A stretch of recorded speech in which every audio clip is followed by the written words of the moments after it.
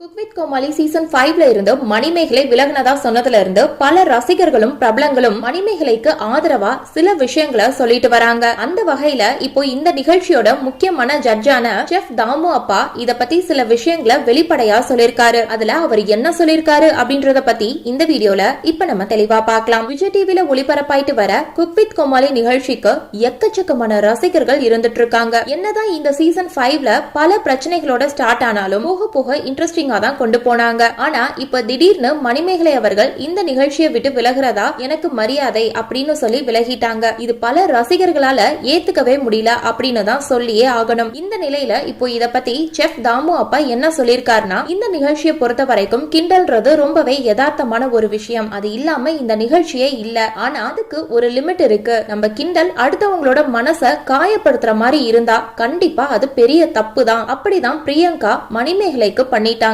பிரியங்கா என்னதான் விளையாட்டு பண்ணேன்னு சொன்னாலும் கூட அது எந்த விதத்திலையும் சரின்னு சொல்ல முடியாது. அவங்க பண்ண அந்த ஒரு தப்பால இப்போ மணிமேகலை ஷோவை விட்டு போயிட்டாங்க. மணிமேகலை என்னோட பொண்ணு மாதிரி அவ ஷோவை விட்டு போனது எனக்கு ரொம்பவே கஷ்டமா இருக்கு. இங்க எல்லோருக்குமே ஒவ்வொரு ஜாப் இருக்கு. அது மட்டும் எல்லோரும் சரியா பண்ணாலே போதும். அடுத்தவங்க வேலையில மூக்கு நுழைக்கிறது சரியில்லை அப்படின்னு ரொம்பவே கோவமா அவரோட பதிலடியை கொடுக்கிற விதமா சொல்லி முடிச்சிருக்காரு. சோ இந்த வீடியோவை பார்த்துட்டு இருக்க நீங்க செஃப் தாமு அப்பா சொல்லியிருக்க இந்த விஷயத்தை பத்தி நீங்க என்ன நினைக்கிறீங்க அப்படின்னு உங்களுடைய கருத்துக்களை கீழே உள்ள கமெண்ட் செக்ஷன்ல ஷேர் பண்ணுங்க. மேலும் இது போன்ற பல முக்கியமான செய்திகளை தெரிஞ்சுக்க நம்ம சேனலை மறக்காம சப்ஸ்கிரைப் பண்ணுங்க.